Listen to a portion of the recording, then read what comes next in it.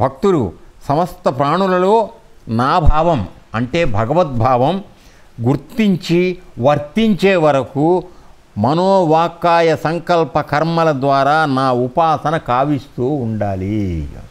అంటే నువ్వు ఎన్నాళ్ళు నేను యోగం చేయాలండి అని మనకు డౌట్ వస్తూ ఉంటుంది. 2 ఏళ్ళు చాలా, 3 ఏళ్ళు చాలా, 5 సంవత్సరాలు చాలా అని మనం ఒక సందేహం వ్యక్తపరుస్తుంటాం. దీనికి గీటురా ఎక్కడుందో చెప్తున్నాడు ఆయన. అంటే మనోవాక్కాయ కర్మల ద్వారా నీవు పరమాత్మ అన్నిటా ఉన్నాడనేటువంటి భావనతో నీవు ప్రవర్తించే వరకు ఈ ఉపాసన జరుగుతూ ఉండాలి. ఇప్పుడు మన ఆశ్రమానికి వచ్చేటప్పటికి మీ అందరికీ యోగం నేర్పుతున్నాం, పరమాత్మతో సంయోగం చెందేటువంటి యోగం నేర్పుతున్నాం. ఎంతకాలం చేయాలండి? 2 ఏళ్ళు చేస్తే చాలా, 3 ఏళ్ళు చేస్తే చాలా అని మమ్మల్ని చేరకముందే వచ్చి అడుగుతుంటారు కొంతమంది. నాయన నువ్వు రోజుకి ఎంత సమయం దాన్ని కేటాయిస్తావో చెప్తే దాన్ని బట్టి నీకు చెప్తానని చెప్తాను. కూర్చోబెట్టి ఇక్కడ చేసేదే అరగంట, మ్యాక్సిమం గంట. ఆ గంటకే సమయం లేదు మనకి, అర్థమైందా? అది దానికి మనం ఏదో చేసామని చాలా ఉప్పొంగిపోతూ ఉంటాం. మనమే ఎవడు పొద్దున తచ్చబట్టే మనమే తద్దుకుంటూ ఉంటాం. ఏనన్నా విమర్శ కాదు, ఇది ఉన్న నిజాయితీ. మరి నీకు వచ్చేసిందని ఎట్లా అనుకుంటారా బేట?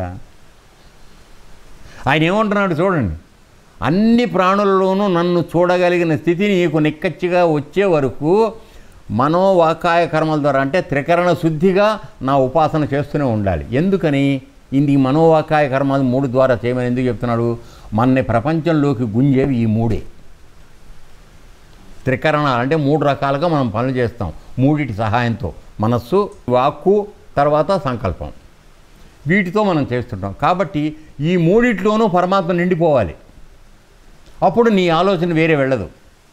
అప్పుడు నువ్వు మానేయచ్చు. అంతవరకు లేని పక్షంలో అంతవరకు నువ్వు ఈ సాధన కొనసాగిస్తూ ఉండాలి. అదే మనం భగవద్గీతలో ఏం చూసాము? నువ్వు ప్రాణం విడిచిపెట్టే వరకు కూడా ఈ చెప్పబడినటువంటి యోగాన్ని చేస్తూ ప్రాణ ఉత్క్రమణ సమయంలో నీ యొక్క ప్రాణాలని భూమధ్యంలో తీసుకొచ్చి అక్కడ నిలిపి నా స్మరణ చేస్తూ వదిలేస్తే నన్ను పొందుతావు అని చెప్పాడు. అది ఒక రోజులో వచ్చే పనే. పౌర్ణానికి వస్తే సరిపోతుందని మన ఆశ్రమ శిష్యులు పెద్ద వాళ్ళందరూ చెప్తున్నారు. ఏం చెప్పాలది? భగవద్గీతలో ఏం చెప్తున్నాడు నాన్న? అనన్యాం చింతయంతో మాం అంటే అన్యం అనేది లేకుండా నన్ను కొలుస్తున్నప్పుడు నీ యోగక్షేమం నేను చూస్తాను అని మనకు అభయం ఇచ్చాడు. మరి ఇంటి దగ్గర చేసుకుంటాము అంటే నేను విమర్శించట్లేదు నాన్న.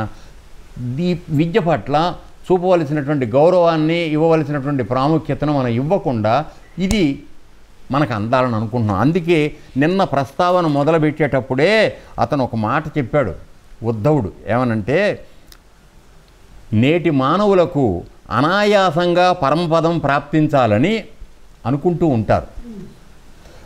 వాళ్ళు కడు సుకుమారులు, అరగంట కూర్చోలేరు కదలకుండా, అర్థమైందా? రోజుకి 24 గంటలు. తర్వాత అల్పులు, ఈ మాటలు ఉద్ధవుడు చెప్పాడు. అంటే మనం ఎంత స్థాయిలో ఉన్నామో అర్థం చేసుకోవాలి. అంటే అల్పత్వంలో కూడా అత్యంత అధమ స్థితిలో అల్పత్వంలో ఉన్నాం. ఇప్పుడు మనం ఆశించేదేమో ఆశ్రమానికి వచ్చి ఆత్మజ్ఞానము, జన్మరాహిత్యము, మోక్షము, ఇటువంటి పెద్ద మాటలు మాట్లాడుతున్నాం. మనం ఎంతవరకు మారుతున్నాం నాన్న? ఒక్కసారి ఆత్మవిచారణ చేసుకోండి. ఎవరికి వారు ఆత్మపరిశీలన చేసుకోండి. ఎంతవరకు మన ప్రవర్తనలో మార్పు వస్తుంది? స్వార్థాన్ని ఎంతవరకు విడిచిపెట్టాం? ఇది మిమ్మల్ని విమర్శించడానికి కాదు. ఈ విషయం ప్రస్తావనని సరైన రీతిలో అవగాహన చేసుకునే మహానుభావులందరికీ నేను చేసే ప్రార్థన. దయచేసి మనకున్న ప్రస్తుత ఉన్న లక్షణాలని కొన్నిటిని వదులుకోవాలి. అవి వదులుకుంటే కానీ అది దొరకదు. ఇవి పట్టుకుని ఉండి ఆయన్ని సాధించాలంటే అయ్యే పని కాదు. ఎందుకంటే మనం చేసే పని నిక్కచ్చిగా ఒక ఫలితం పొందాలంటే ఒక ప్రాక్టీస్ అవసరం. ఐఏఎస్ చేయాలంటే వాడు రోజుకు 10 గంటలు 12 గంటలు పని చేయాలి. ఏనన్నా కదా? సో అటువంటి పరిశ్రమ లేకుండా వాడికి ఐఏఎస్ రమ్మంటే ఎట్లా వచ్చేస్తుంది? రాదు. కాబట్టి ఇది ఒక ప్రపంచ జ్ఞానానికి అంత శ్రమ కావాల్సి వచ్చినప్పుడు పరమార్థ జ్ఞానానికి సంబంధించినప్పుడు మనం ఎంత శ్రమ చేయాలి? అటువంటి సమూలమైన మార్పు మనలో ఏర్పడాలి అనేది మేము చేస్తున్న విన్నపము. అది రైట్.